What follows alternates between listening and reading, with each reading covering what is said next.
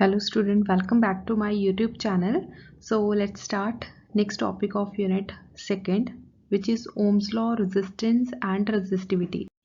So सब तो पहली बच्ची साडी definition आ Ohm's law जो तुसी 10th class ਦੇ ਵਿੱਚ ਵੀ ਪੜ੍ਹ ਕੇ ਆ ਚੁੱਕੇ ਆ। So 10th class ਦੇ ਵਿੱਚ ਵੀ same topic ਆ Ohm's law ਦਾ और plus 2 ਦੇ ਵਿੱਚ ਵੀ। It states that current I flows through a conductor is directly proportional to the potential difference।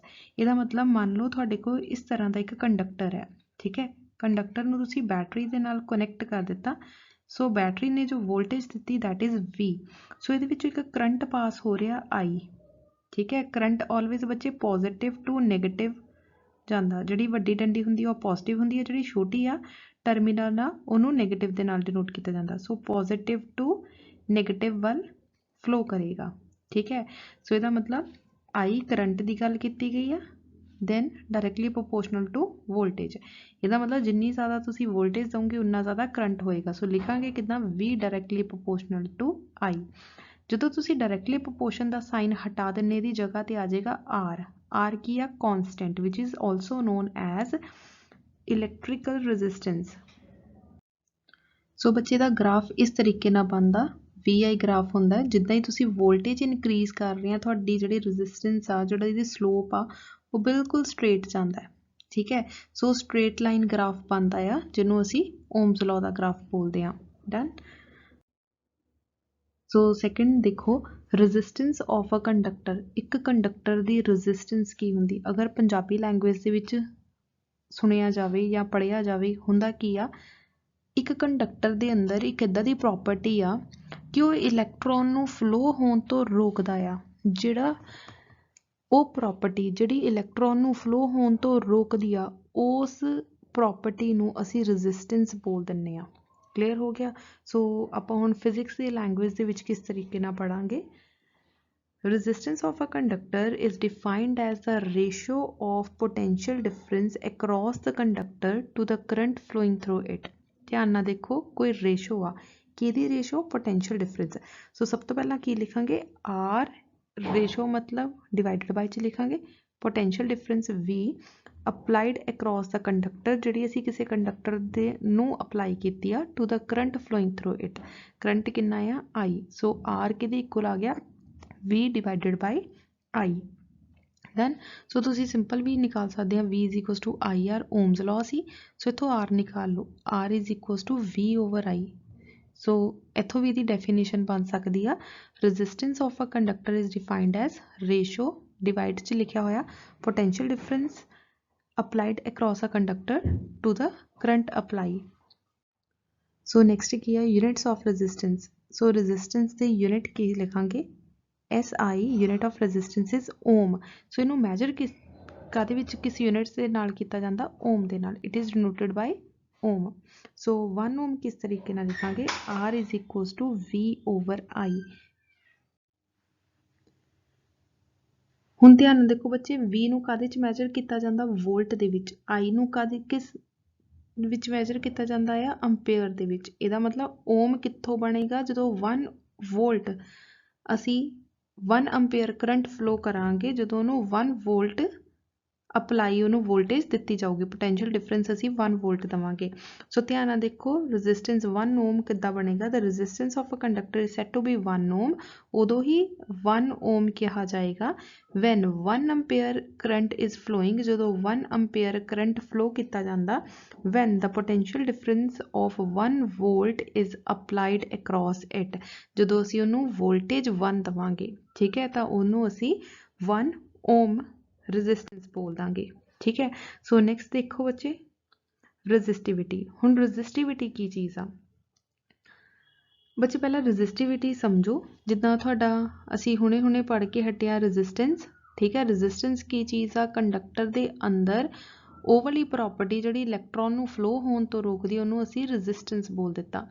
हुण किसी ना किसी जिहड़ी मटीरियल आ ਉਹ किसी पर्टिकुलर मटीरियल तो बनया हुंदा आ। फॉर एग्जाम्पल जिद्दां सिल्वर हो गया, ਉਹਦਾ अपना एक मटीरियल होएगा। सो कॉपर हो गया, ਉਹਦੀ अपनी एक मटीरियल हुंदी आ। सो रजिस्टिविटी जिहड़ी ਉਹਦੀ रो ਦੀ वैल्यू हुंदी आ, स्पैसीफिक रजिस्टेंस हुंदी आ, ਉਹ हमेशा ही कॉन्सटेंट हुंदी आ। मान लो कॉपर आ, ठीक है, कॉपर नूं जिस मर्जी जिद्दां दी मर्जी लेंथ लै लो, जिद्दां दा मर्जी एरिया लै लो, इहदी जिहड़ी रजिस्टिविटी आ ਉਹ कॉन्सटेंट ਹੁੰਦੀ ਆ, ਜਿਹੜੀ ਕਦੇ ਚੇਂਜ ਨਹੀਂ ਹੁੰਦੀ। ਸੋ ਆਪਾਂ ਮੈਥਮੈਟੀਕਲ ਪੋਰਸ਼ਨ ਦੇ ਡਰਾ ਕਰਕੇ ਦੇਖਦੇ ਹਾਂ ਵੀ ਕਿਸ ਤਰੀਕੇ ਨਾਲ ਇਹ ਵੈਲਿਊ ਸਟੈਂਡਰਡ ਹੈ। Number 1, it is directly proportional to the length. Resistance, ਜਿਹੜੀ ਰੈਜ਼ਿਸਟੈਂਸ ਆ, ਠੀਕ ਹੈ, ਉਹ ਡਾਇਰੈਕਟਲੀ ਪ੍ਰੋਪੋਰਸ਼ਨਲ ਆ ਲੈਂਥ। ਜਿੰਨੀ ਜ਼ਿਆਦਾ ਕੰਡਕਟਰ ਦੀ ਲੈਂਥ ਹੋਏਗੀ ਉਨੀ ਜ਼ਿਆਦਾ ਉਹਦੀ ਰੈਜ਼ਿਸਟੈਂਸ ਹੋਏਗੀ। ਧਿਆਨ ਨਾਲ ਦੇਖੋ, ਜਿੰਨੀ ਜ਼ਿਆਦਾ ਲੈਂਥ ਆ ਉਨੀ ਜ਼ਿਆਦਾ ਉਹਦੀ ਰੈਜ਼ਿਸਟੈਂਸ ਹੋਏਗੀ। ਸੋ ਅਸੀਂ ਲਿਖ ਦਿੱਤਾ R is directly proportional to L। So ਜਿੰਨਾ ਘੱਟ ਉਹਦਾ ਏਰੀਆ ਹੋਏਗਾ ਉਨੀ ਜ਼ਿਆਦਾ ਰੈਜ਼ਿਸਟੈਂਸ ਹੋਏਗੀ। ਜੇ ਏਰੀਆ ਘੱਟ ਆ ਤਾਂ ਰੈਜ਼ਿਸਟੈਂਸ ਜ਼ਿਆਦਾ ਹੋਏਗੀ। ਜੇ ਏਰੀਆ ਆਪਾਂ ਜ਼ਿਆਦਾ ਲੈਂਦੇ ਹਾਂ, ਜੇ ਏਰੀਆ ਆਪਾਂ ਜ਼ਿਆਦਾ ਲੈ ਲੈਂਦੇ ਹਾਂ ਤਾਂ ਰੈਜ਼ਿਸਟੈਂਸ ਘੱਟ ਹੋਏਗੀ। ਜੇ ਏਰੀਆ ਜ਼ਿਆਦਾ ਆ ਤਾਂ ਰੈਜ਼ਿਸਟੈਂਸ ਘੱਟ ਹੋਏਗੀ, ਮਤਲਬ ਉਲਟਾ ਹੁੰਦਾ। ਜੇ ਉਲਟਾ ਆ ਤਾਂ ਉਹਨੂੰ ਕੀ ਲਿਖਾਂਗੇ? Inversely proportional. ਸੋ ਅਸੀਂ ਲਿਖਿਆ R is inversely proportional to 1 divided by A। ਬੱਚੇ ਇਕੁਏਸ਼ਨ ਨੰਬਰ 1 ਆ ਔਰ ਇਕੁਏਸ਼ਨ ਨੰਬਰ 2 ਆ। ਹੁਣ ਦੋਨਾਂ ਨੂੰ ਕੰਬਾਈਨ ਕਰ ਦਿਓ, ਸਾਡੇ ਕੋਲ ਕੀ ਆ ਜਾਏਗਾ? R is directly proportional to L divided by A। ਠੀਕ ਹੈ, R directly proportional to L divided by A। So directly proportion का साइन हटाता, इसकी जगह ते आ गया रो। ठीक है, रो बच्चे इस तरीके ना बनाने आ। क्लियर हो गया? So R is equal to rho L over A। इत्थे रो की है थोड़ी स्पैसिफिक रजिस्टिविटी। सो इत्थों रो की वैल्यू निकालनी, मतलब असी सिर्फ ये वैल्यू निकालनी है। सो रो उधर पिया रहन दो, ए इधर लै जाओ, आ जाएगा R A divided by L। सो आ रो की निकाली तुसी अपनी रजिस्टिविटी। क्लियर हो गया? सो रजिस्टिविटी के बच्चे यूनिट्स की होणगे? आर नूं काहदे च मैजर करदे आ? ओम दे विच, ते लेंथ नूं मीटर दे विच। सो आ जाएगा ओम पर मीटर। तो एरिया नूं इत्थे आपां निगलैक्ट करदे आ यूनिट्स दे विच। सो आ जाएगा ओम पर मीटर। ये होगी तुहाडी रजिस्टिविटी। कदे कदे बच्चे 2 मार्क्स का अलग तो क्वेश्चन पूछ लिया जाता है। नैक्सट आप हम ये न्यूमैरिकल्स करन जा रहे हैं। न्यूमैरिकल्स आर मोस्ट इंपॉर्टेंट, जो 2 और 3 मार्क्स की न्यूमैरिकल्स आ जाती है। Calculate the resistivity. बच्चे हुण ध्यान रखना, न्यूमैरिकल दे विच रजिस्टेंस पुछया कि रजिस्टिविटी पुछया। रजिस्टेंस नूं R दे नाल डिनोट करदे ते रजिस्टिविटी नूं रो दे नाल। ऑफ अ मटीरियल, इहदा मतलब असीं रो दी वैल्यू पता करनी। पहले ही इत्थे क्वेश्चन मार्क पा लैंदे आ। ऑफ वायर 1 मीटर, इहदा मतलब लेंथ कितनी दित्ती हुई आ? 1 मीटर। 1.0 मीटर असीं 1 मीटर लिख सकते हैं। 0.4 mm diameter. So diameter D is equals to 0.4 millimetre. ठीक है, सो बच्चे सानू R चाहिए। R किहदे इक्वल हुंदा आ? D डिवाइडेड बाय 2 दे। सो असीं लिख सकते 0.4 डिवाइडेड बाय 2, कट के आ गया 0.2 मिलीमीटर। मिलीमीटर नूं मीटर च कन्वर्ट करन लई की करांगे? 10⁻³ -3 ਦੇ ਨਾਲ ਮਲਟੀਪਲਾਈ। ਸੋ ਇਹ ਆ ਗਿਆ ਤੁਹਾਡਾ ਮੀਟਰ ਦੇ ਵਿੱਚ ਆਨਸਰ। ਠੀਕ ਹੈ, ਨੈਕਸਟ ਹੈਵਿੰਗ ਦ ਰੈਜ਼ਿਸਟੈਂਸ 2 ਓਮ। ਇਹਦਾ ਮਤਲਬ R ਕਿੰਨਾ ਗਿਵਨ ਆ ਤੁਹਾਡਾ? 2 ਓਮ। ਸੋ ਆ ਵੈਲਿਊਜ਼ ਉਹ ਆ ਜਿਹੜੀਆਂ ਤੁਹਾਨੂੰ ਗਿਵਨ ਆ। So now we have to find resistivity, rho ਪਤਾ ਕਰਨੀ ਆ। ਸੋ रो ਦਾ ਫਾਰਮੂਲਾ ਕੀ ਹੁੰਦਾ ਆ? RA divided by L। ਹੁਣ ਧਿਆਨ ਦਿਓ ਬੱਚੇ, ਤੁਹਾਨੂੰ A ਦੀ ਵੈਲਿਊ ਨਹੀਂ ਗਿਵਨ, बट सानू एरिया पता। अगर वायर आ तो वायर का एरिया की होएगा? पाई R स्केयर। सो पाई की वैल्यू कितनी है? 3.14। R की वैल्यू कितनी है? R 0.2 × 10⁻³ क्योंकि स्केयर दे विच आ तां आपां इत्थे स्केयर लिख लैंदे आ। सो आ जाएगा 3.14 मल्टीप्लाई 0.04 × 10⁻⁻6। सो ये वाली वैल्यूज़ बच्चे असी नीचे पुट करन लगे हैं। R की वैल्यू कितनी है? 2। A की वैल्यू कितनी है? 3.14 × 0.04 × 10⁻⁻6। L की वैल्यू पुट कर दो 1। सो 2 ना मल्टीप्लाई करो 3.14 दे नाल, दैन 0.04 दे नाल। कैलकुलेटर्स अलाउड है बच्चे, तुसी कैलकुलेटर यूज़ करके वैल्यू लिख सकते हैं। सो वैल्यू आ जाएगी 0.2512 × 10⁻⁻6। अगर तुसी पॉइंट शिफ्ट करते हैं तो आ जाएगा 2.51 × 10⁻⁻7। रजिस्टिविटी के बच्चे यूनिट्स की सी? ओम मीटर। ठीक है, सो ये थोड़े फर्स्ट न्यूमैरिकल का आंसर आ जाए। बच्चे नेक्स्ट न्यूमेरिकल देखो, a wire of 10 ohm resistance is stretch the thrice its original length. एक ਆਪਾਂ 10 ओम रेजिस्टेंस ले ली, तो मतलब आर की वैल्यू गिवन आ 10 ओम, ठीक है। उन्होंने इस तरह ना स्ट्रैच किया कि उन्होंने 3 टाइम्स ਉਹਦੀ ਲੈਂਥ ਅਸੀਂ ਇਨਕਰੀਜ਼ ਕਰ ਦਿੱਤੀ। ਸੋ ਮੈਂ ਤੁਹਾਨੂੰ ਇੱਕ ਛੋਟੀ ਜਿਹੀ ਡਾਇਗਰਾਮ ਬਣਾ ਕੇ ਐਕਸਪਲੇਨ ਕਰਦੀ ਹਾਂ ਤਾਂ ਕਿ ਤੁਹਾਨੂੰ ਚੰਗੀ ਤਰੀਕੇ ਨਾਲ ਕਲੀਅਰ ਹੋ ਜਾਵੇ। ਆ ਬੱਚੇ ਦਾ ਏਰੀਆ ਆ ਔਰ ਆ ਇਹਦੀ ਲੈਂਥ ਆ। ਸੋ ਆਪਾਂ ਇਸ ਵਾਇਰ ਨੂੰ ਇਸ ਤਰੀਕੇ ਨਾਲ ਸਟ੍ਰੈਚ ਕੀਤਾ ਕਿ 3 ਟਾਈਮਸ ਜਿਹੜੀ ਇਹਦੀ ਲੈਂਥ ਆ ਉਹ ਇਨਕਰੀਜ਼ ਹੋ ਗਈ। ਬੱਚੇ ਜਦੋਂ ਵੀ ਲੈਂਥ ਇਨਕਰੀਜ਼ ਹੋਏਗੀ ਏਰੀਆ ਕੀ ਆ, ਘਟ ਗਿਆ। ਲੈਂਥ ਇਨਕਰੀਜ਼ ਹੋ ਗਈ ਬਟ ਏਰੀਆ ਜਿਹੜਾ ਆ ਘਟ ਗਿਆ, ਠੀਕ ਹੈ। What will be its new resistivity, ਉਹਦੀ ਨਿਊ ਰੈਜ਼ਿਸਟਿਵਿਟੀ ਕੀ ਹੋਏਗੀ। ਆਪਾਂ ਹੁਣੇ ਆਰਟੀਕਲ ਦੇ ਵਿੱਚ ਇਹ ਚੀਜ਼ ਸੁਣ ਕੇ ਹਟੀਆਂ ਕਿ ਕੋਈ ਇੱਕ particular material, for example silver ਆ, ਸਿਲਵਰ ਤੁਸੀਂ ਤਾਰ ਲੈ ਲਓ, ਚਾਹੇ ਉਹਦੀ ਮੋਟਾਈ ਤੁਸੀਂ ਪਹਿਲਾਂ ਜ਼ਿਆਦਾ ਸੀ ਹੁਣ ਘੱਟ ਕਰ ਦਿਓ, ਜਾਂ ਪਹਿਲਾਂ ਘੱਟ ਸੀ ਹੁਣ ਜ਼ਿਆਦਾ ਕਰ ਦਿਓ, ਤਾਂ ਉਹਦੀ ਜਿਹੜੀ ਰੈਜ਼ਿਸਟਿਵਿਟੀ ਆ, ਰੋ ਦੀ ਵੈਲਿਊ ਆ, ਕਦੇ ਵੀ ਚੇਂਜ ਨਹੀਂ ਹੁੰਦਾ। ਇਹਦਾ ਮਤਲਬ ਰੋ ਹਮੇਸ਼ਾ ਹੀ ਕੌਨਸਟੈਂਟ ਰਹਿੰਦਾ। ਤੁਸੀਂ ਆਪਣੇ ਨੋਟਸ ਦੇ ਉੱਪਰ ਬੱਚੇ ਵਾਈਟ ਪੇਜ ਆ, ਜਿੱਦਾਂ ਆਹ ਚੀਜ਼ ਆ, ਆਹ ਪੇਜ ਸਾਰਾ ਖਾਲੀ ਆ ਤੁਹਾਡਾ, ਠੀਕ ਹੈ। ਇੱਥੇ ਵੱਡਾ ਕਰਕੇ ਲਿਖ ਲਓ, rho for a particular material is always constant. Rho की वैल्यू हमेशा ही कॉन्सटेंट रहिंदी आ, चाहे तुसी लेंथ एरिया कुछ भी चेंज कर दो। क्लीयर हो गया। सो बच्चे मोस्ट इंपॉर्टेंट चीज़ आ, हमेशा ही बच्चे ये चीज़ भुल जाते हैं तो पेपर में गलत मलत लिख के आते हैं बाद में। रजिस्टिविटी कदे चेंज नहीं होंदी। सो इत्थे लिखो, resistivity remains unchange because it's property of material of the wire, क्योंकि ये प्रॉपर्टी आ मटीरियल दी। सो प्रॉपर्टी कदे चेंज नहीं होएगी। So it is always unchange. So इसका मतलब पहले का आंसर आ गया। सैकेंड उन्होंने की पूछा आ, it's new resistance. So new resistance कितनी होएगी, मतलब सैकेंड पार्ट सानू सॉल्व करके देखना पएगा। हुण देखो लेंथ की होगी 3 टाइम्स, 3 गुणा वध गई। ਇਹਦਾ मतलब ओरिजिनल लेंथ आप मान लैंने एल डैश, तो हुण इनक्रीज कितनी होगी 3 टाइम्स। सो आप 3 टाइम्स मल्टीप्लाई कर दिता 3L, ठीक है। रो की वैल्यू असी न्यू रजिस्टेंस मतलब असी आर डैश न्यू रजिस्टेंस असी पता करनी आ। बच्चे एक चीज़ का ध्यान रखो, जे लेंथ 3 गुणा वध गई तो एरिया 3 गुणा घट जाएगा। इसका मतलब ए डैश कितना हो जाएगा, ए डिवाइडेड बाय 3, ओरिजिनल वैल्यू नालों 3 टाइम्स घट जाएगा। इसका मतलब ओरिजिनल रजिस्टेंस कितनी होएगी, रो एल ओवर ए, ठीक है। ये थोड़ी ओरिजिनल वैल्यू आ, ठीक है। सो इत्थे लिख भी लो चाहे ओरिजिनल।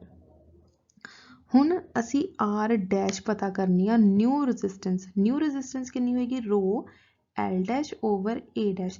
बच्चे इत्थे नहीं रो डैश पाना, क्यों नहीं पाना, क्योंकि रो की वैल्यू ऑलवेज कॉन्सटेंट रहिंदी आ। सो रो ने रो ही रहना, सो रो लिखिया रहन दो, ठीक है। सो अगे देखो, रो की जगह ते रो लिखिया रहन ता एल डैश की वैल्यू कितनी आ 3L। सो असी पुट करता 3L। ए डैश की वैल्यू कितनी आ, A divided by 3। In the next step असी लिख सकते हैं 3L डिवाइडेड बाय ए, जो नीचे 3 सी उन्होंने उपर लै जाओ, ठीक है। 3 3 का कितना हो जाएगा 9। सो आर डैश की वैल्यू कितनी आ जाएगी 9 रो एल ओवर ए। हुण ध्यान नाल देखो बच्चे, रो एल ओवर ए की आ तुहाडा आर, ठीक है। इसका मतलब असी लिख सकते हैं R dash is equal to 9 R. So R की वैल्यू थानू कितनी गिवन आ 10 ओम, ठीक है। सो इत्थे आपां लिख भी सकते हैं आर की वैल्यू सानू गिवन आ 10 ओम। सो इत्थे पुट कर दो बच्चे 9 multiply by 10। So R dash की वैल्यू कितनी आ जाऊगी 90 ओम। इसका मतलब new resistance of the wire कितनी आ गई 90 ओम। जदों आ तार इन्नी सी बच्चे दैन उसकी रजिस्टेंस कितनी सी 10 ओम। अगर तुसी लेंथ इनक्रीज कर दी, एरिया घटा दिता, रजिस्टिविटी रो नूं कदे फर्क नहीं पैंदा, कॉन्सटेंट रहेगी, रजिस्टेंस चेंज हो जाएगी। कितनी रजिस्टेंस होएगी, सो आप सारा सॉल्व करके देख लिया, तो न्यू रजिस्टेंस कितनी आ जाएगी 90 ओम। क्लीयर हो गया बच्चे। इदां दे न्यूमैरिकल CBSE और पंजाब बोर्ड दोनों लिए इंपॉर्टेंट आ, सो ध्यान ना कर लेना। नैक्सट न्यूमैरिकल देखो बच्चे, नैक्सट न्यूमैरिकल पहला तुसी उतार लो, वीडियो पॉज करके खुद करने की कोशिश करो। हो सकता है सैकेंड न्यूमैरिकल वर्गा ही न्यूमैरिकल आ, बाद विच मेरे आंसर दे नाल आंसर मैच कर लेना कि तुहाडा आंसर सेम आ रहा जो मेरा आंसर आ रहा है, ठीक है। इन्ना तुहाडी प्रैक्टिस भी हो जाएगी। A wire has a resistance of 16 ohm. ਇਹਦਾ ਮਤਲਬ R ਦੀ value given ਆ 16 ohm. It is melt and drawn into a wire of half its length. ਕਹਿੰਦੇ ਉਹਨੂੰ ਪਿਘਲਾ ਦਿੱਤਾ ਗਿਆ ਤੇ ਉਹਦੀ ਲੈਂਥ ਚੇਂਜ ਕਰ ਦਿੱਤੀ ਗਈ। ਸੋ ਲੈਂਥ ਕਿੰਨੀ ਚੇਂਜ ਕੀਤੀ ਗਈ, L ਡੈਸ਼ ਕਿੰਨੀ ਆ ਜਾਊਗੀ, ਹਾਫ, ਮਤਲਬ ਕਿ L ਡਿਵਾਈਡਡ ਬਾਈ 2 ਹੋਗੀ। ਬੱਚੇ ਜੇ ਲੈਂਥ ਹਾਫ ਹੋਗੀ ਤਾਂ ਏਰੀਆ ਕਿੰਨਾ ਹੋ ਜਾਏਗਾ, ਡਬਲ। ਹਮੇਸ਼ਾ ਯਾਦ ਰੱਖਣਾ ਉਲਟਾ ਹੁੰਦਾ, ਜੇ ਲੈਂਥ ਇਨਕਰੀਜ਼ ਹੋ ਗਈ ਤਾਂ ਏਰੀਆ ਡਿਕਰੀਜ਼ ਹੋ ਜਾਊਗਾ, ਜੇ ਲੈਂਥ ਘਟ ਗਿਆ ਤਾਂ ਏਰੀਆ ਇਨਕਰੀਜ਼ ਹੋ ਜਾਊਗਾ। ਇਹ ਦੋ ਚੀਜ਼ਾਂ ਬੱਚੇ ਧਿਆਨ ਵਿੱਚ ਰੱਖਣੀਆਂ। ਨੈਕਸਟ ਪੜ੍ਹੋ, calculate the resistance of new wire. New wire the resistance ਪਤਾ ਕਰਨੀ, ਮਤਲਬ R ਡੈਸ਼ ਅਸੀਂ ਪਤਾ ਕਰਨੀ ਆ। What is the percentage, and 'ਚ ਅਸੀਂ ਪਰਸੈਂਟੇਜ ਪਤਾ ਕਰਨੀ ਆ। ਸੋ ਇਹ ਅਲੱਗ ਮੈਟਰ ਆ, ਇਹ ਆਪਾਂ ਬਾਅਦ ਵਿੱਚ ਕਰਦੇ ਹਾਂ, ਜੋ ਕਿ CBSE ਲਈ ਜ਼ਿਆਦਾ ਪੁੱਛਿਆ ਜਾਂਦਾ, ਪੰਜਾਬ ਬੋਰਡ ਦੇ ਵਿੱਚ ਘੱਟ ਇੰਪੋਰਟੈਂਟ ਆ ਪਰਸੈਂਟੇਜ। ਸੋ ਪਹਿਲਾਂ ਆਪਾਂ R ਡੈਸ਼ ਨਿਕਾਲਦੇ ਹਾਂ ਵੀ R ਡੈਸ਼ ਕਿਸ ਤਰੀਕੇ ਨਾਲ ਨਿਕਾਲਾਂਗੇ। ਸੋ R ਡੈਸ਼ ਨਿਕਾਲਣ ਦੇ ਲਈ ਆਪਾਂ ਫਾਰਮੂਲਾ ਲਿਖਦੇ ਹਾਂ, R dash is equals to rho L dash divided by A dash. ਬੱਚੇ ਰੋ ਕਦੇ ਵੀ ਚੇਂਜ ਨਹੀਂ ਹੁੰਦਾ, ਰੋ ਆਲਵੇਜ਼ ਕੌਨਸਟੈਂਟ ਰਹਿੰਦਾ, ਸੋ ਰੋ ਨੂੰ L ਡੈਸ਼ ਨਹੀਂ ਲਿਖਣਾ, ਠੀਕ ਹੈ। ਸੋ ਰੋ L ਦੀ ਵੈਲਿਊ ਕਿੰਨੀ ਆ, L/2, ਸੋ ਮੈਂ ਲਿਖ ਰਹੀ ਹਾਂ L/2। A ਦੀ ਵੈਲਿਊ ਕਿੰਨੀ ਆ, 2A, ਠੀਕ ਹੈ। A ਡੈਸ਼ ਦੀ ਵੈਲਿਊ ਕਿੰਨੀ ਆ, 2A। ਸੋ 2 2 ਆ ਜਾਏਗਾ 4 ਰੋ L/A, ਠੀਕ ਹੈ। ਹੁਣ ਧਿਆਨ ਨਾਲ ਦੇਖੋ ਬੱਚੇ, ਵਟ ਇਜ਼ ਰੋ L/A, ਸਾਨੂੰ ਪਤਾ ਓਰੀਜਨਲ ਵੈਲਿਊ R ਕਿਹਦੇ ਇਕੁਅਲ ਹੁੰਦੀ ਆ, ਰੋ L/A, ਜੋ ਸਾਨੂੰ ਗਿਵਨ ਆ 16 ਓਮ, ਠੀਕ ਹੈ। ਸੋ ਇਹਦਾ ਮਤਲਬ ਆ ਸਾਰੀ ਵੈਲਿਊ ਦੀ ਜਗ੍ਹਾ ਤੇ ਅਸੀਂ ਲਿਖ ਸਕਦੇ ਹਾਂ R, original value R which is 16 Om. ਸੋ 4 1 4, 4 4 16, ਇਹਦਾ ਮਤਲਬ R ਡੈਸ਼ ਦੀ ਵੈਲਿਊ ਕਿੰਨੀ ਆ ਗਈ, 4 ਓਮ। ਇਹਦਾ ਮਤਲਬ new resistance of the wire, ਜਿਹੜਾ ਸਾਡਾ ਮੇਨ ਆਨਸਰ ਆ, ਕਿੰਨਾ ਆ ਜਾਏਗਾ, 4 ਓਮ। ਨੈਕਸਟ ਆ ਬੱਚੇ, ਉਹਨਾਂ ਨੇ ਪੁੱਛਿਆ ਆ ਚੇਂਜ ਇਨ ਰੈਜ਼ਿਸਟੈਂਸ ਕਿੰਨੀ ਆ। ਸੋ ਅਸੀਂ ਲਿਖ ਰਹੇ ਹਾਂ ਚੇਂਜ ਇਨ ਰੈਜ਼ਿਸਟੈਂਸ। ਸੋ ਰੈਜ਼ਿਸਟੈਂਸ ਕਿੰਨੀ ਚੇਂਜ ਹੋਈ। ਸੋ ਬੱਚੇ ਆਲਵੇਜ਼ ਚੇਂਜ ਦਾ ਫਾਰਮੂਲਾ ਹੁੰਦਾ, ਓਰੀਜਨਲ ਦੇ ਵਿੱਚੋਂ ਜੋ ਤੁਹਾਡੀ ਚੇਂਜਿਸ ਆਈਆਂ ਉਹਨੂੰ ਮਾਈਨਸ ਕਰ ਦਿਓ, R minus R dash divided by original ਦੇ ਨਾਲ ਹੀ ਡਿਵਾਈਡ ਕਰਨਾ ਹੁੰਦਾ, ਮਤਲਬ R ਨਾਲ ਡਿਵਾਈਡ ਕਰਕੇ 100 ਨਾਲ ਮਲਟੀਪਲਾਈ ਕਰ ਦਿਓ, ਤੁਹਾਡੀ ਪਰਸੈਂਟੇਜ ਆ ਜਾਏਗੀ। ਸੋ what is R, R the value ਕਿੰਨੀ ਆ ਤੁਹਾਡੇ ਬੱਚੇ, 16, R ਡੈਸ਼ ਦੀ ਵੈਲਿਊ 4 ਡਿਵਾਈਡਡ ਬਾਈ 16 ਇੰਟੂ 100, 16 ਚੋਂ 4 ਗਏ 12 ਡਿਵਾਈਡਡ ਬਾਈ 16 ਇੰਟੂ 100, 4 3 12, 4 4 16, 4 1 4, 4 2 8, 4 5 25, ਠੀਕ ਹੈ। 25 ਨੂੰ 3 ਨਾਲ ਮਲਟੀਪਲਾਈ ਕੀਤਾ, 75%। ਇਹਦਾ ਮਤਲਬ 75% ਤੁਹਾਡੀ ਚੇਂਜ ਇਨ ਰੈਜ਼ਿਸਟੈਂਸ ਆ ਗਈ, ਇੰਨੀ ਵੈਲਿਊ ਚੇਂਜ ਹੋਈ ਪਹਿਲੀ ਨਾਲੋਂ। ਕਲੀਅਰ ਹੋ ਗਿਆ। ਸੋ ਪਰਸੈਂਟੇਜ ਬੱਚੇ ਨਿਕਾਲਣੀ ਤੁਹਾਨੂੰ ਆਉਂਦੀ ਹੋਣੀ ਚਾਹੀਦੀ ਆ। ਸੋ ਧਿਆਨ ਨਾਲ ਪੰਜਾਬ ਬੋਰਡ ਵਾਲੇ ਬੱਚੇ ਵੀ ਇਹ ਚੀਜ਼ ਧਿਆਨ ਨਾਲ ਸਿੱਖ ਲੈਣ। ਸੋ ਬੱਚੇ ਇਹ ਸਾਡਾ ਅੱਜ ਦਾ ਲੈਕਚਰ ਸੀ। ਅਗਰ ਕਿਸੇ ਤਰ੍ਹਾਂ ਦੀ ਕੋਈ ਪ੍ਰੋਬਲਮ ਹੋਵੇ, ਕੋਈ ਨੂਮੈਰੀਕਲ ਨਾ ਕਲੀਅਰ ਹੋਵੇ ਤਾਂ ਜ਼ਰੂਰ ਪੁੱਛ ਲੈਣਾ। ਇਹ ਵਾਲੇ numerical CBSE as well as Punjab board ਦੋਨਾਂ ਦੇ ਲਈ ਮੋਸਟ ਇੰਪੋਰਟੈਂਟ ਆ। Thank you so much.